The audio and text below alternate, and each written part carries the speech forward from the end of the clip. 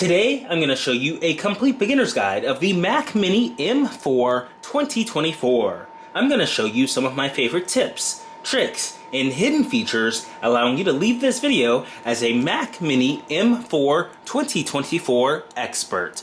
Let's get started. We can see on the box here we've got an image of the Mac Mini. It says Mini and Mac on the sides, and then on the bottom it's got your tech specs and more. And these two paper pill strips to go ahead and open the box. I'm going to go ahead and rip these off and dive right in. You just pull them off to the right there, and it allows you to open the box. No more plastic on these, simply paper straps, and then you pull the top off just like that, and you're presented with the brand new Mac Mini. That thing is gorgeous. It looks just like the top cover there. This is by far the smallest computer Apple has ever made. The smallest Mac. You can see it's super tiny, and it's super gorgeous there. So we'll go ahead and dive in. We can lift this top up, and all that's in the box here is a power cable. So you've got the power cable, you've got the Design by Apple in California with some additional paperwork here inside, but this is a bring your own keyboard and mouse situation. So we are going to need this power strip. We can go ahead and undo that and take this power cable off right here. So you will need to have your own keyboard, your own mouse, and your own monitor, and your own HDMI cable. Those do not come with the Mac Mini.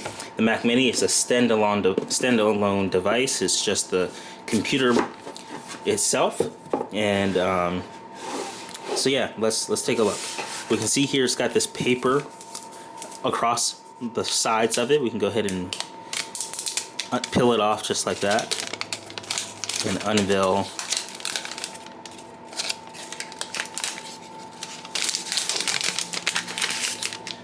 all the ports. So this thing has a ton of ports on it. On the front you've got two USB-C ports, one right here, one right there, and you've got your light. And then on this other side here you've got your power cable, your Ethernet, your HDMI port, and three more ports. So great for Thunderbolt, and Thunderbolt's really fast connection. So you've got tons of ports here that you can connect to and power up your Mac Mini with super power. Now this, of course, has the M4 chip, which is Apple's fastest chip they've ever created, the M4 series. So you can equip your Mac Mini with that and do all kinds of 3D rendering and music production and design work. It's super powerful. You can do, your large language models on it too. So there's so many things that you can do with this small device. It's almost like a big brother of the Apple TV. The Apple TV is really small, and this is about a bigger version of that. So it's a little smaller than the old Mac Mini, it's definitely smaller than the old Mac Mini. So you may be wondering, how do we power this up? So they did move the power button to the very bottom. That was a big deal. You can see here the power button is right here, so you'll need to connect it to power and plug it up. So you'll plug in the power cable that came with it just like that, and then you'll plug this other end into the wall. And then of course you will need to connect your accessories like your keyboard and your mouse, or if you have a Bluetooth keyboard and mouse, you'll be able to pair those up when you first set it up. So some cool technology that we've got packed here. Let's go ahead and plug this up and see what it looks like to set up the Mac Mini for the very first time. Alright, we're next to our monitor, and where we will plug in our own keyboard and mouse. I'm going to give you a demo of how to set this up properly. So I've already plugged in the Mac Mini by putting the power cable in the left port here on the very left side, and I've plugged that into the wall. Next up, you'll need to find your HDMI cable. This is the cable that will allow you to plug up to your monitor or your television so you can see what you're doing on your Mac Mini. You'll take that HDMI cable and plug it up into the third port from the left into the back of the Mac Mini, just like that. So now we have the HDMI plugged in. This cable goes all the way into the back of the monitor, and it provides this signal to be able to view what's on the Mac Mini. And then this power cable gives it power. It's the power supply. So if you want, you can plug in Ethernet, which provides you internet through a hardwired connection if you have that available. And then for your USB ports, if you have any additional monitors or any additional USB drives or hard drives or accessories, you can plug them in. You've got Thunderbolt support right here on the back, but we can flip this around here, and we've also got 2 USB-C ports right here on the front that are very handy. It's really cool that we have this for the Mac Mini. So let's go ahead and power up this Mac Mini for the first time and take a look at what it looks like to set it up and what that entails to get set up with Mac OS. So I'm going to go ahead and flip the Mac Mini over, and on the bottom of it is the power button. In the top right, once you pick the Mac Mini up, you can press the power button once and it will come on. So press it once, it makes a noise, and this light comes on right here, and it starts to blink and lets us know that the computer is on. So we get our HDMI connection, the monitor turns on itself, and now it wants us to connect some peripherals to it. So it wants us to connect our mouse and our keyboard. Now if you have a hardwired keyboard, then you want to go ahead and plug those in right now. If you've got the Apple Magic Mouse or other ones, you can plug those in too. But it wants you to turn on the keyboard and mouse. So I do have a set of Apple wireless keyboards and trackpads here. I have gone ahead and plugged in wired connections because sometimes when they're dead, or if it's a new computer, you need to switch these switches on. If I can get a better picture of it right here, it's starting to blur out. But on the other end of the switch, on the opposite ends, if you look at the top of these, they have switches, and you can switch them on just like that. So hopefully you're able to see that. They've got a switch right here on the top and a switch right here on the top, and that should activate the wireless connection. But in this case, I believe this one's dead. So I'm gonna go ahead and manually plug them in. So I've got, oh, it looks like they connected. That's perfect. I'm still gonna manually plug them in. Let me see if I can use the mouse here. Yep, the mouse has wirelessly connected. So once you turn these on and you flip the switch on that is on the top of these right here, you can automatically wirelessly connect them. But I'm going to go ahead and plug them in just so they can stay charged. Press the return key. We've recently launched a brand new AppFind Store at appfind.store. And you can get access to some incredible products for your Apple devices. And we're going to take a minute to take a look at all of these incredible products. Starting off with the AirPods case. You carry around your AirPods 2 all the time, and you can use this lovely case here to protect it and to add some style and color to it. So we can go ahead and open it up here and put it on our AirPods just like this. So it comes open, and we can pull it out, and it's into 2 pieces here. So you've got the top piece, which covers the top part of the AirPods. You just slide it over like that, and it covers it just like that. Now, I put it on backwards. I'm going to flip it around. There we go. So that way, you can still have the hinge open up just like that.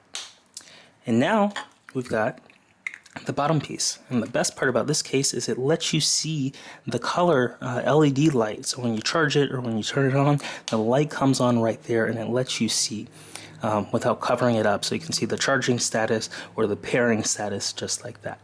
And of course it comes with this little ring here that you can connect to your keychain or other devices. So there you go. That is the AirPods case for AppFind, a really cool product that you can now get using the AppFind Store. You can scroll down below, or you can go to appfind.store and get it today. Next up, we've got 2 variations of an Apple Watch band.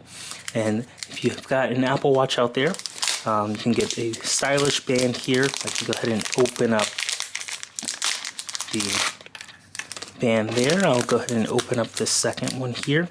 So it's got a nice little component here. You pull it open, and you pull it down. And we've got 2 brand new bands that are now available in the AppFind Store for your Apple Watch. So you can bring your Apple Watch into play here, and all you have to do is disconnect them here and start. You've got them both kind of tied together in a way. So you can disconnect them both, and then undo the band. And now we've got each Apple Watch band just like that. And now we can slide them on. So you may be wondering, how do you slide on an Apple Watch band? All you have to do is just slide it from the corner and slide it in. And just like that, we've slid in an Apple Watch band. Then we can take the other end and we can slide that in. And now we've got this brand new Apple Watch band attached to our Apple Watch. And here's another version of what it looks like. So you've got eye-popping colors here for your Apple Watch, your AirPods case, and then even better, we have them for the iPhone. So here we've got various cases for the iPhone.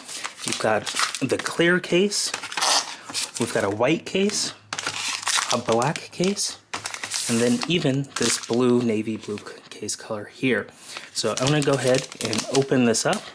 And the best part about this blue MagSafe case is the fact that it wirelessly charges using MagSafe. So I can go ahead and pull the case out. I can bring in my iPhone and I can go ahead and pop the iPhone in just like that. And now we've got our case protected. It's got a cutout here for our power button and a cutout for the volume up, volume down, and the action button. So if you're still rocking an iPhone 15 and not upgrading this year, you can go ahead and get this case now. And keep an eye on the AppFind Store for the iPhone 16 cases that have the cutout button for the camera control. So that is the case, and you can see here we've got several other case designs. We can go ahead and open those up one by one and check them out. So we've got a MagSafe one, 15. This is really cool, a black case here. We've got a white case. So we can go ahead and open this up. We've got all kinds of colors, so you can check it out on the AppFind.store and pick whichever color you like best. And here we've got a clear one. So I'll go ahead and open up the clear one for you. Clear one, you can see right through it there. And there we go. So those are the case options we have for iPhone. We've got this white one, we've got a clear one, we've got the black one, and then this blue one here. So that's an overview of all of our brand new products at the AppFind Store. You can get the Apple Watch band, the AirPods case, or the iPhone case at appfind.store today, and it's really going to be awesome. You'll be able to set it up on your new device and be protected and have a stylish way. So these are all the new products that we have from the AppFind Store, and we hope you enjoy them as much as we do. Here's a quick look at the AppFind Store. You go to appfind.store and you can use the promo code AppFind to get 15% off your order. You can see all of the products we just checked out, and you can purchase whichever ones you like the most. And don't forget to use that promo code AppFind for 15% off your order. I'm going to plug them in so they can stay charged up, because I did not have these active. They were in a drawer here, so I plugged them up just so they don't die. It doesn't take that long for them to charge, but now we've got our keyboard and our mouse plugged up. So now you may be wondering, how do you set up this computer successfully? So we've got this view here where it wants us to select the language. So you'll have to you'll select your language, and then you'll press the right arrow after you select which language you want. So we've got English selected right here. They've got various different languages here. And now it wants us to select the country or region. We'll select the United States. And now it wants us to set up accessibility. I am going to set up a vision accessibility. I'm not going to turn on voiceover. That voiceover will speak out things. It's a screen reader. It'll let you know what's on the screen. I'm going to turn on zoom. That way I can zoom into this using holding down control and scrolling on the trackpad, and you can see this a lot better. So we've got zoom turned on. If you want to turn on zoom, you can do that. You just hold down control and use 2 fingers to scroll on the trackpad, or if you have a mouse, 2 fingers to scroll on that, or a scroll wheel. We'll hit continue. They've got hover text. They've got speak selection. It can speak your words. They've got pointer size. You can increase the cursor size of the pointer if you'd like. You can reduce transparency, improves the contrast by reducing transparency and blurs on certain backgrounds. And then let's hit continue. We can increase contrast. We can have a dark mode. I love dark mode, so I'm going to switch it over to dark mode. And then you can also have auto where it will switch between morning and nighttime. And then we'll hit continue. And you can reduce motion if you'd like to. We'll hit continue. So that was just vision. They've also got motors such as turning on the accessibility keyboard. You've got hearing. You can turn on closed captions. You can test the screen flash for alerts. And then you've got cognitive, such as the appearance with light, dark, and auto modes. You got speak selection, where you can speak what you select, which is pretty cool. You can get typing feedback. It'll speak out characters, words, and suggestions as you type. So all these cool features for cognitive. So that's accessibility. We'll go ahead and hit the continue button. Next up, it wants us to connect to Wi-Fi. So we will select our Wi-Fi network and we'll type in our Wi-Fi password and we'll press enter here. So a really simple process right here. Wi-Fi allows us to connect to the internet. It's what allows us to browse the web, download apps, listen and stream our music, and do all kinds of things on the internet. Wi-Fi is wireless internet. So we can see here that it is connecting. I've typed in my wireless password and it is connecting and processing what it looks like to connect this device to the wireless network. So this takes some time here. Next up is the data and privacy. This pops up and lets us know when Apple is collecting data that they may be reviewing. Apple cares a lot about privacy, and the key here is when they're collecting data from you, this icon will show up of the two people right here. So anytime you see that icon is when Apple's asking to use your personal information. So that's a cool, software feature that they have inside of their operating systems. Anytime they collect information, that icon appears. We can press the continue button in the bottom right. If you have a previous Macintosh, you can transfer your old files from it. If you have another Mac or a Time Machine backup or a startup disk, you can transfer them. You can plug it up or you can do it wirelessly. So really cool. You can also transfer from a Windows PC if you'd like. So we'll go ahead and hit continue. Or actually we'll hit not now because we're not transferring any data at the moment. So not now is in the lower left corner, and then if you want to transfer from one of these options, you can select them and then press the continue button and move on. So we'll say not now. Next up is signing in with your Apple ID or your Apple account, as they refer to it now. So you sign in using your Apple account and it allows you to use iCloud, the App Store, and other Apple services. For the purpose of this demo, I'm not going to log in with my Apple ID, but I highly recommend you setting up your Apple ID. If you don't have one, you can press this create new account button right here, or that link, and create an Apple ID. It's what houses all of your Apple products. So it's really cool how everything synchronizes together, and you can have all your Apple services under one account. So highly recommend that. Alright, I'm going to go ahead and set this up later. And I'll press set up later in the lower left to skip it. If you want to, you can type in your username or phone number, your email address to set up your Apple account, and then hit continue and enter your password. Now when I hit skip or set up later, it's going to ask me, are you sure you want to do that? Because the Apple account is very important to the Apple computers. It's kind of what, it's not required, but it helps out with the ecosystem when you have an Apple account because everything works together with it.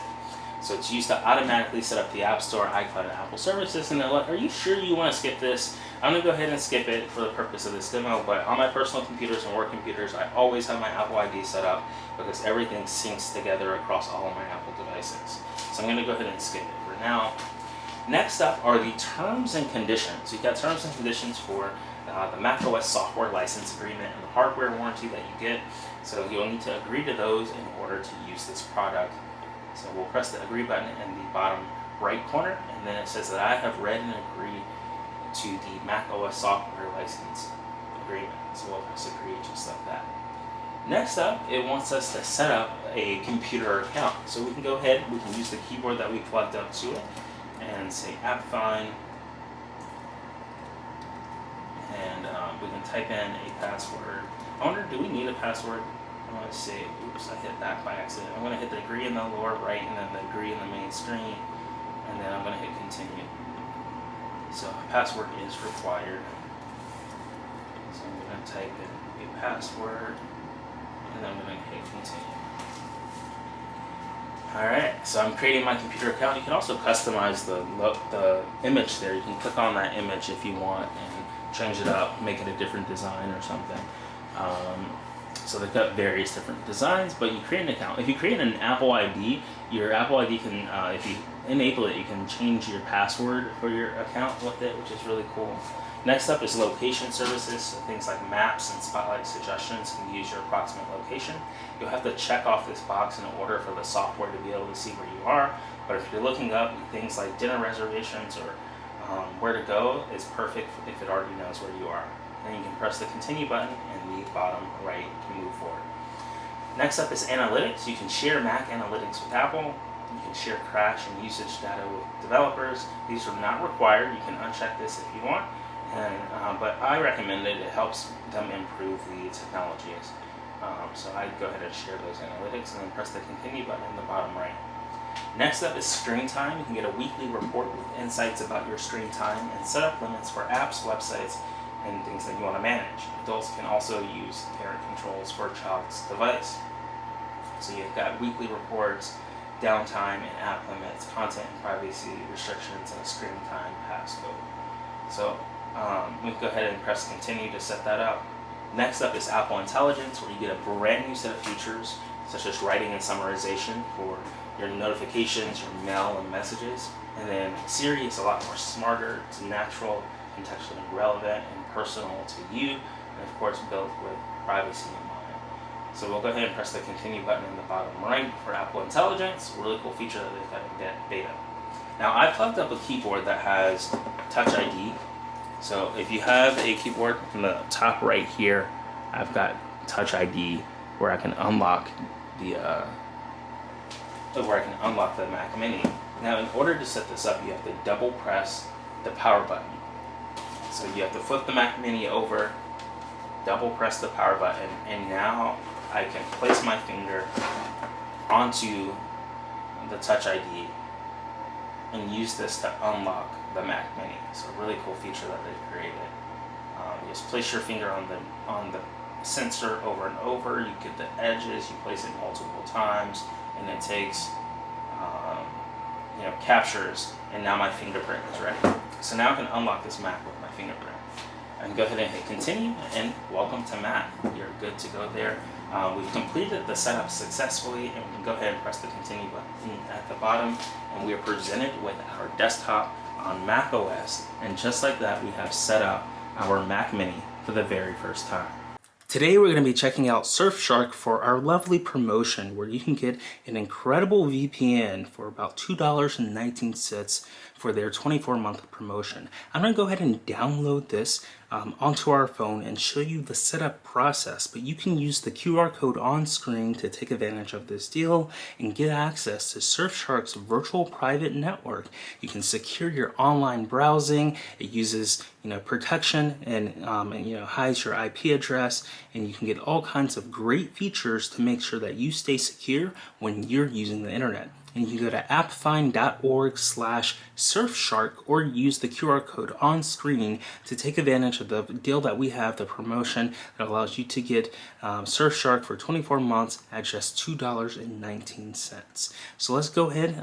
This app is almost downloaded, and I'll show you what it's like to set it up on your brand new iPhone. So this is definitely one of the first things I do when I get my new iPhone. I log in, I set up my virtual private network so I stay secure, whether I'm browsing at home on Wi-Fi or whether I'm on the go on someone else's Wi-Fi network or on 5G. When I have Surfshark enabled, I'm safe and it's fast and it's reliable. So I'm going to go ahead and open this application up.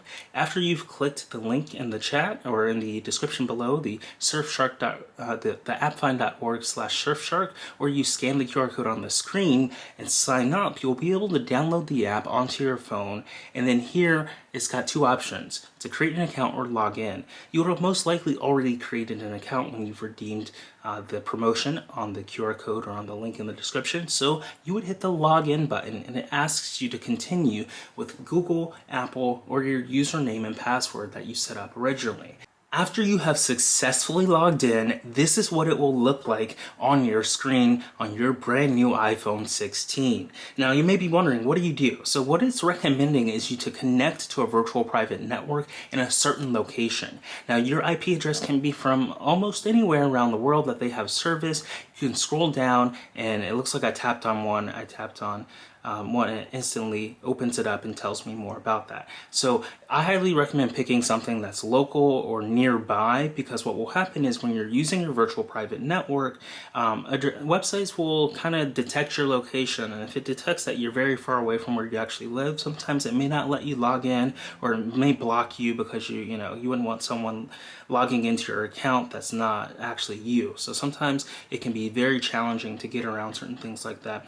One of my favorite features is the multi-hop. This way you can have secure connections from multiple directions, and I can scroll down. I can select something like we've got United States and Canada, United States, New York, and Canada, Toronto. We can tap on the multi-hop, and it will need permission in order for us to get started with the VPN. So let's go ahead and authorize the Surfshark and get permission. We'll hit the continue button at the very bottom, and now it's going to ask us, Surfshark would like to add VPN configurations. Since we do want our VPN to be connected, we'll press this allow button right here, and then it will take us to our settings where we'll have to enter our passcode. So I'm going to enter our passcode off camera here just to stay secure, and then it will take us back to the app and it will start connecting.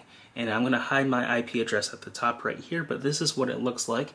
In the top right, your IP address pops up, and then it says connected and safe, and then it shows you your connection time. And then at the very bottom, you can see in the bottom left here, you've got the country that you're connected with, US, New York, and then you've got it via Toronto, Canada.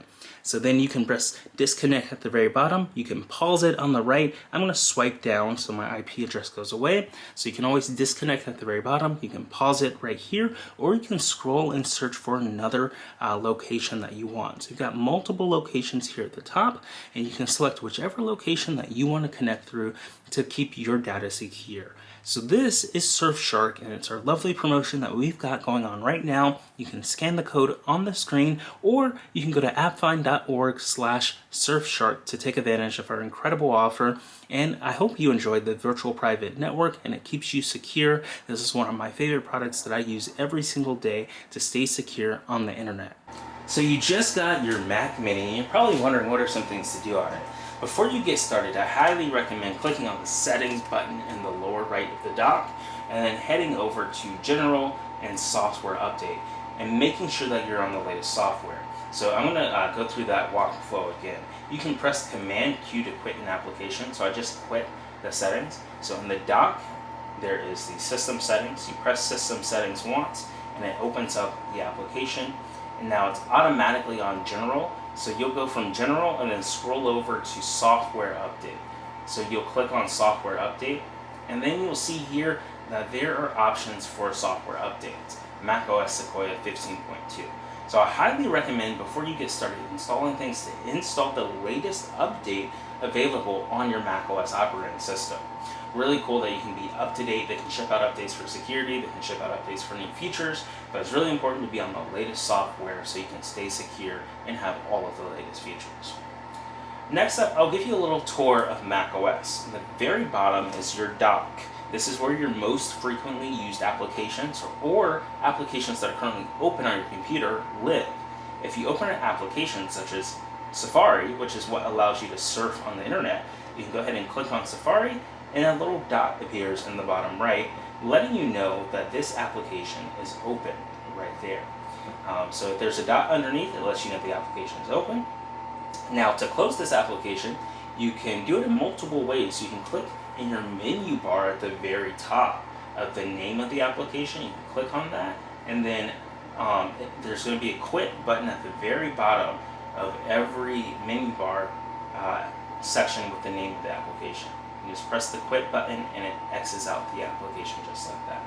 We previously showed you if you had an application open, you can press Command Q on your keyboard, and that quits it too. You can also right-click by pressing 2 fingers down onto your trackpad, or 2 fingers on your magic mouse, or right-clicking on a mouse, and that will bring up this new menu on the dock. So if you right-click on the icon that's in the dock, you can quit it just like that. So that's how you exit out of the application.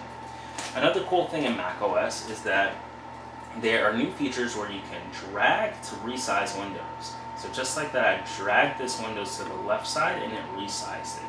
I can drag this window to the right side and it resizes it. So there's multiple different ways you can resize windows. You can make it big, and I think this is really cool that they've embedded this directly into the operating system after years of Windows having it. Windows has had this for a long time, so really cool features that they've done. You can also adjust these features by clicking the window button in the top and then heading down to move and resize.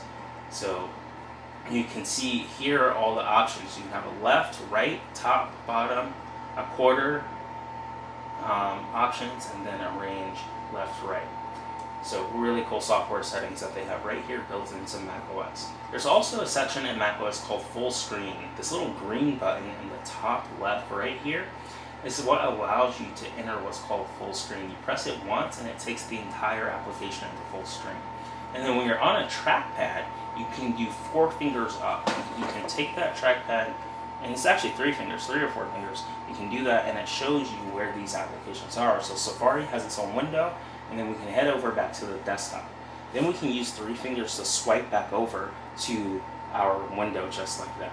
So really cool that you can have multiple windows and multiple desktops. You just do 3 fingers up, you move your trackpad to the top, and if you want to add a new one, you just go over here and you press this plus button right here. And you've got a new, now I've got 2 desktops at the top in Safari.